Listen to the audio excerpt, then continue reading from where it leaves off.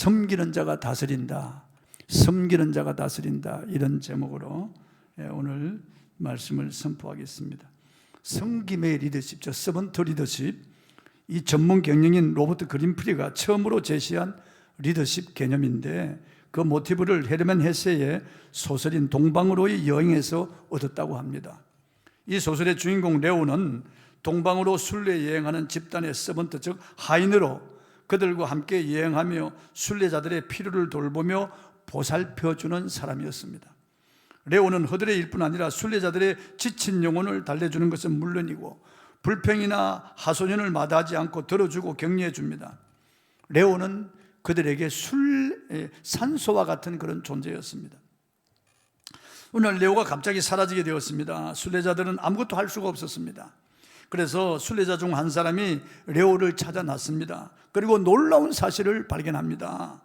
순례단의 하인이었던 레오가 실제로는 동방언어 교단의 최고 지도자였다는 사실을 알게 된 것입니다. 그들은 얼마나 큰 충격을 받았는지 알 수 없습니다. 그리고 그 교단은 자신들의 예언을 후원하고 있었습니다. 결과적으로 그들이 그 리더와 그 교단의 지지자들이 된 것은 당연한 일이었습니다. 섬김이 다스림의 결과를 가져온 것입니다. 레오의 섬김을 통해서 그 순례자들이 모두 충격을 받고 감동을 받고 그들도 서번트 리더십의 소유자가 되었다는 겁니다. 그 유명한 인도의 마더 테레사가 미국 국회에 초청을 받아 나누었던 연설의 마지막 말은 국회의원들의 영혼을 전율시켰습니다. 그것은 섬기는 자만이 다스릴 자격이 있습니다 라는 지적이었습니다. 섬기는 자만이 다스릴 수가 있습니다. 이런 섬김과 다스림의 축복이 바로 오늘 읽은 이 본문 오벳에돔에게 이루어진 복입니다. 오벳에돔은 에돔을 섬기는 자라는 뜻을 가진 이름입니다. 에돔은 에스가 정착한 땅으로 성경의 여러 부정적인 사건들이 관련된 그런 땅입니다. 그러니까 오벳에돔은 가드 출신, 그러니까 지금 블레셋이 있는 그 가드 출신에 내세울 것 없는, 자랑할 것이 하나도 없는 흙수지였다는 겁니다. 하나님의 복을 받을 아무런 조건이 없던 사람입니다. 그런 그에게 기회가 온 것입니다. 다윗은 하나님께서 통치하시는 신정 이스라엘을 이루가기 위한 계획의 일환으로 법궤를 예루살렘으로 옮기고자 했습니다. 당시 법궤는 기란 여아림 아비나답이라고 하는 사람의 집에 안치되어 있었습니다. 아비나답의 집에 안치되어 있던 법궤의 기간은 20년인데 그 기간은 치욕의 기간이었습니다. 무관심, 무돌봄의 그런 기간이었단 말이죠. 아비나답의 집에 있던 법궤를 예루살렘으로 운반하는 데 쓰인 도구는 소가 끄는 새수레였습니다. 기가 막힐 일이 아닐 수 없습니다. 이스라엘 사람이라면 누구나 알고 있는 겁니다. 법궤는 수레에 실어서 운반하는 그런 성구가 아니에요. 법궤는 채를 꿰어서 제사장이 어깨에 메고 운반하도록 되어 있어요. 법궤를 만질 수도 없고 채로만 꿰어서 그리고 어깨에 메고 네 사람이 운반하도록 되어 있는 것, 이건 이스라엘 백성이라면 누구나 알고 있습니다. 특히나 레위 족속들은 그걸 뻔히 알고 있죠. 이 레위 족속인 아비나답은 그걸 알고 있으면서도 그들이 편리한 방식대로 수레에 실어서 운반했다는 겁니다. 이것만 보더라도 얼마나 그들이 하나님에 대해서 무성의하고 하나님을 경외하는 마음이 없었는가 하는 것을 알 수가 있는 것입니다. 이 아비나답의 두 아들은 우사와 아효였습니다. 그러나 법궤를 운반하는 이 방법이 하나님의 율법과 구리에 어긋나서 결과적으로 무서운 그런 재앙을 가져왔습니다. 나곤의 타작마당에 소가 뛰자 우사가 흔들리는 법궤를 붙들었습니다. 사무엘하 6장 6절입니다. 읽어보겠습니다. 그들이 나곤의 타작마당에 이르러서는 소들이 띠므로 우사가 손을 들어 하나님의 궤를 붙들었더니, 이것은 성경에 금하고 있는, 이것은 무음한 그런 짓이에요. 소가 뛰놀고 법궤가 흔들려도 그건 하나님이 책임지시는 거예요. 하나님이 하지 말라고 한 짓을 계속하는 겁니다. 블레셋 사람들이 이방인들이라서 몰라서 그 전나는 암소 2마리에 끄는 수레에다가 법궤를 실어서 이스라엘 땅으로 보냈지만은 이스라엘 사람들은 뻔히 알잖아요. 그래서는 절대로 안 된다는 것. 그런데도 이 벗개를 수레에 실어서 운반하는 겁니다. 얼마나 벗개를 소홀히 취급하는지 알 수 없어요. 자기 생각대로, 편리한 대로 적당하게 그렇게 벗개를 운반하고, 소가 뛴다고 벗개가 흔들린다고 벗개를 잡았다. 자기 딴에는 벗개가 쓰러질 것 같다고 생각 잡았겠죠. 사무엘하 6장 7절입니다. 읽어보겠습니다. 여호와 하나님이 우사가 잘못함으로 말미암아 진노하사 그를 그곳에서 치시니 그가 거기 하나님의 궤 곁에서 죽으니라. 이로 인해서 벗개의 운반이 중단됩니다. 다윗과 이스라엘 백성들이 당황하여 어찌할 바를 모르는 모습이 상상이 됩니다. 벗개의 처리를 두고 누구도 선뜻 나서지 못합니다. 하나님이 우사를 치셨다. 결국 우여곡절을 거쳐서 하나님의 벗개는 미스터 노바디였던 오베드돔의 집에 보관하기로 결정이 됩니다. 마치 골고다 언덕길에 억지로 주님 대신 십자가를 지게 된 구련의 시몬과 같은 경우였습니다. 원하지 않았지만은 오베드돔은 그 벗개를 자기 집에 안치하여 모실 수밖에 없었습니다. 아무도 벗개를 보관하겠다고 나서지 않은 그런 상황입니다. 다윗조차도 어찌할 바를 알지 못하고 크게 두려워했습니다. 사무엘하 6장 8절입니다. 읽어보겠습니다. 여호와께서 우사를 치심으로 다윗이 분하여 그곳을 베레스 우사라 부르니 그 이름이 오늘까지 이르니라. 베레스는 치다란 말이에요. 우사를 치셨다 그런 뜻이에요. 그래서 베레사 우사 그렇게 부르는 거 그 지명이에요. 그만큼 다윗이 두려워한 겁니다. 사무엘하 6장 9절입니다. 읽어보겠습니다. 다윗이 그날에 여호와를 두려워하여 이르되 여호와의 궤가 어찌 내게로 오리요 하고, 그래서 오베데돔의 집으로 근처에 있는 하나님의 성전 문지기로 있는 오베데돔의 집으로 옮겨간 거예요. 사무엘하 6장 10절입니다. 읽어보겠습니다. 다윗이 여호와의 궤를 옮겨 다윗성 자기에게로 메어가기를 절개하지 아니하고 가드 사람 오베데돔의 집으로 메어간지라. 이 상황에 오벳에돔이 나선 것입니다. 자신의 희생을 무릅쓴 헌신이었습니다. 결코 쉬운 결정이 아니었습니다. 나곤의 타작마당에서 우사가 죽었습니다. 다윗도 두려워하고 백성들이 다 두려워하고 사람들이 어찌할 바를 모르고 우왕좌왕하는 그 상황에 오베드돔이 나섰다는 겁니다. 그리고 3개월간 목숨 걸고 하나님을 섬겼습니다. 벗개를 섬겼습니다. 이런 벗개가 뭔지 알잖아요. 벗개는 예수 그리스도를 상징하는 거룩한 성구예요. 시띠 나무로 제작이 되었습니다. 시띠이란 조각목인데 아카시아과에 속하는 그런 나무로 만들었어요. 그리고 거기다 안팎으로 금을 칠했습니다. 시띠 나무, 이 조각나무는 예수님의 인성을 가리키는 거예요. 거기다가 안팎으로 금으로 쌌다는 것은 예수님의 거룩하신 신성을 가리키는 거죠. 그리고 그 안에 십계명 돌비가 있습니다. 말씀이신 예수 그리스도를 가리키는 것이에요. 그리고 거기 만나를 담은 항아리가 들어있습니다. 생명의 떡이신 예수 그리스도를 가리키는 거예요. 거기 아론의 쌍난 지팡이가 들어있습니다. 부활하신 예수 그리스도, 생명이요 부활인 예수 그리스도를 가리키는 거예요. 그러니까 이 벗개는 예수님을 가리키는 거예요. 그 뚜껑은 시온자라고 해서, 속죄소라고 해서 예수님의 십자가의 죽음을 가리키는 것이에요. 그러니까 이 벗개는 예수 그리스도 그 자체예요. 이 땅에 오기 전에 이스라엘 백성들의 죄를 속죄하는 예수 그리스도를 가리키는 거예요. 그 신성한 그 벗개를 오베드돔이 자기 집에 모셨으니까 온 가족으로 더불어 조심하고 그리고 신중하게 그리고 정성을 들여서 하나님을 경외하며 그 벗개를 잘 숨겼습니다. 그랬더니 불과 석 달 만에 온 이스라엘 백성들에게 소문이 난 겁니다. 얼마나 하나님이 복을 주셨으면 그렇게 소문이 나겠어요. 그래서 저는 기도할 때 오베드돔의 복을 달라고 기도할 때가 있습니다. 제가 아니고 다른 분들이 오베드돔의 복을 달라고 그렇게 기도해요. 다른 분에게 하나님 오베드돔의 복을 주십시오. 단기간에 이런 엄청난 복을 받았는데, 이건 소나기와 같은, 폭포수와 같은 이런 복을 받았는데 어떻게 이런 복을 받았는지 알 수가 없단 말이에요. 이게 영적인 복이 아닙니다. 영적으로는 이미 복을 받았어요. 이것은 산업과 물자에 이런 복을 받았다는 거예요. 산업과 물자에 엄청난 그런 복이 쏟아졌다는 거죠. 복권에 당첨됐을까? 어마어마한, 어떻게 이런 복을 받게 되었을까? 그냥 노다지가 굴러 들어왔을까? 이스라엘 전역에 소문이 나고 다윗 귀에 어마어마한 복을 받았다는 이런 소문이 들려온 겁니다. 그래서 다윗이 다시 법궤를 자기 다윗성으로 메고 올라올 이런 마음이 생긴 겁니다. 오베데돔의 그 소문을 듣고요. 우사가 죽었을 때는 두려워서 다윗 손을 놓아버리고 말았어요. 그런데 오베데돔의 이 소문을 듣고는 다윗의 마음이 발동한 겁니다.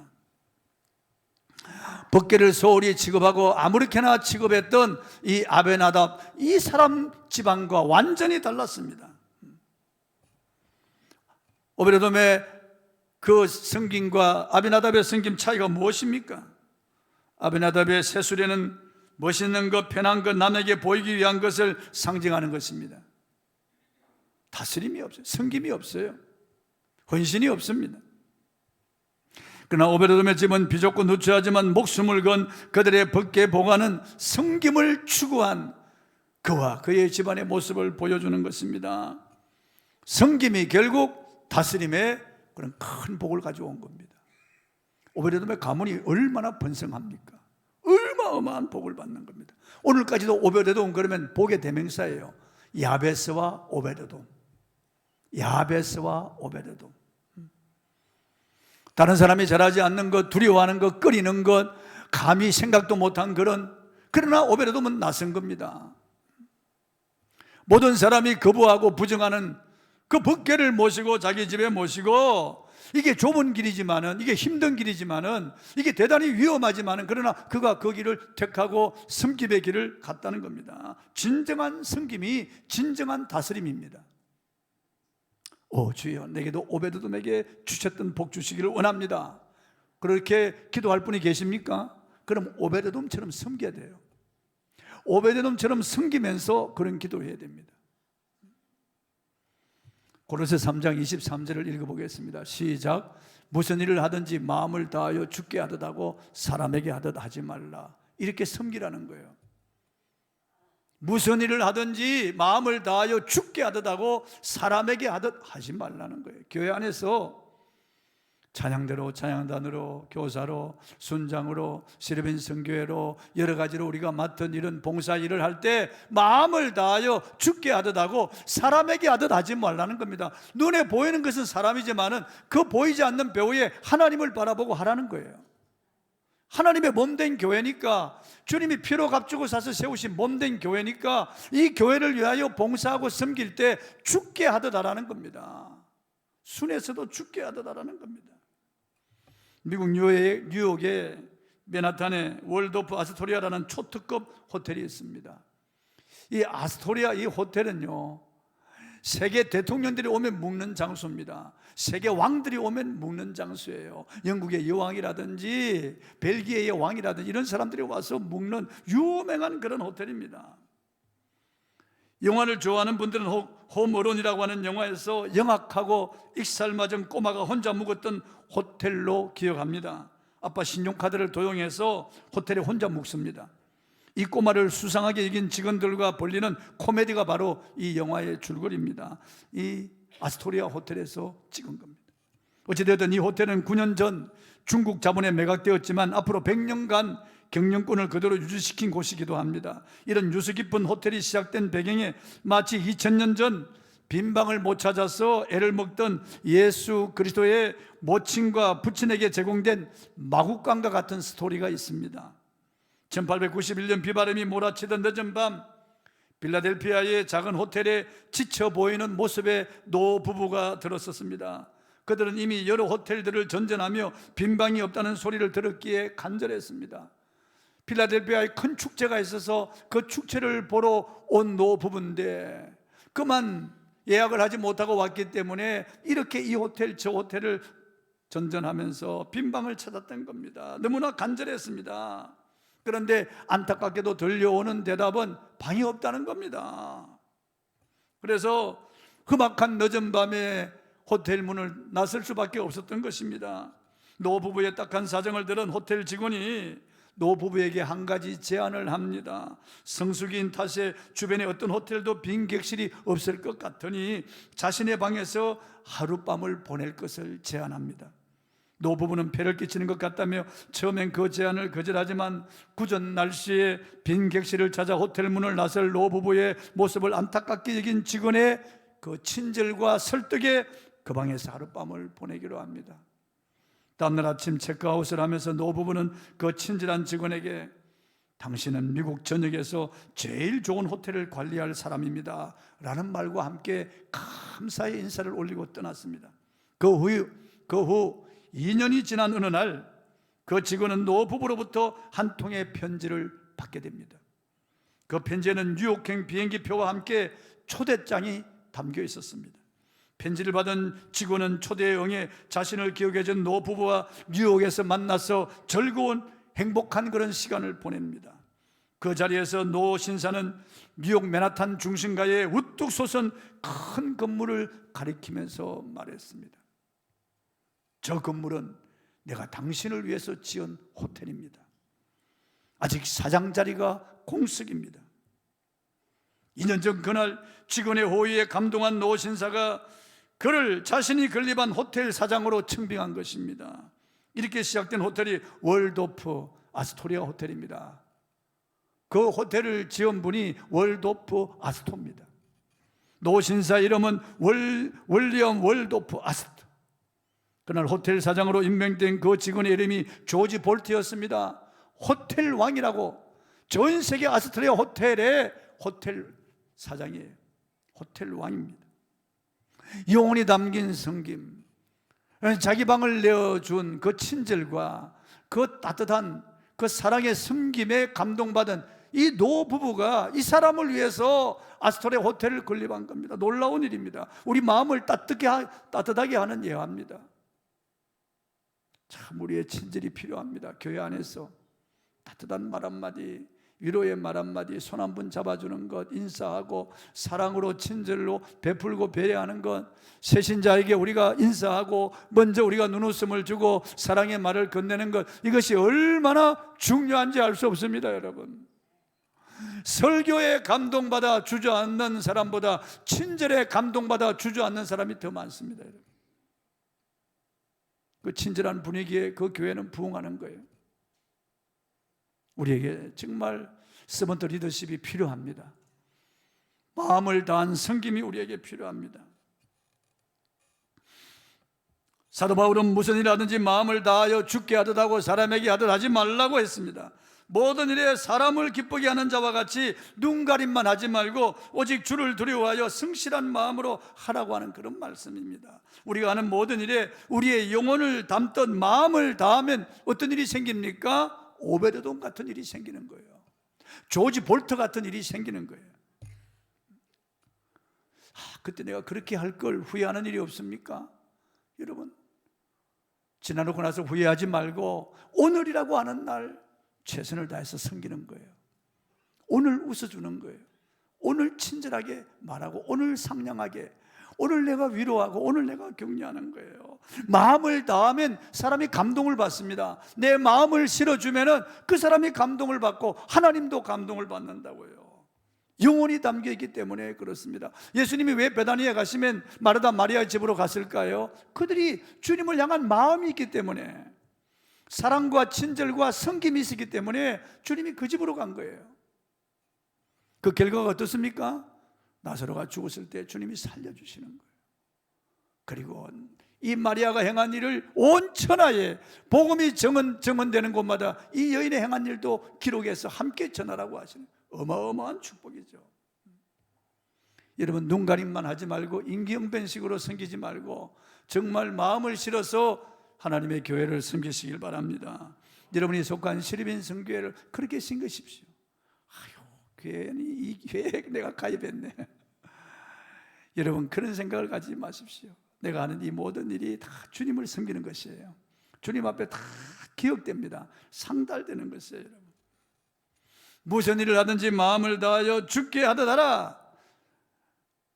눈속임을 하지 말라는 겁니다. 겉과 속이 다른 이런 짓을 하지 말라는 겁니다. 마음을 다하여 섬기는 것, 그것이 서번트 리더십이에요. 식객이라고 하는 영화가 있었습니다. 일본의 나라를 빼앗긴 순종왕에게 대랭숙수라고 하는 사람이 음식을 해 바쳤고 그 음식을 먹으며 순종대왕이 눈물을 흘리는 것입니다. 그런 이야기가 그 영화에 나옵니다. 그 음식이 무엇이었는지를 밝히는 것이 그 대랭숙수의 칼의 주인이 되는 스토리라인입니다. 놀랍게도 그 음식은 대단한 것이 아니라 서민들의 음식인 육개장이었습니다. 그 영화에 등장하는 대사입니다. 대랭숙수가 순종왕에게 자기가 만든 육개장에 대하여 설명하는 것입니다. 전하, 이 탕에는 조선의 모든 것이 담겨 있습니다. 평생 묵묵히 밭을 가는 소는 조선의 민초요, 고추기름에는 맵고 강한 조선인의 기세가, 어떤 병충해도 이겨내는 토란대에는 외세 신인에도 굴하지 않아야 할 이유가, 고사리에는 들풀처럼 번지는 생명력이 담겨 있습니다. 나라를 잃고 상심한 순종왕이 대랭숙수의 이 음식에 대한 설명을 듣고 눈물을 줄줄 흘리는 거예요.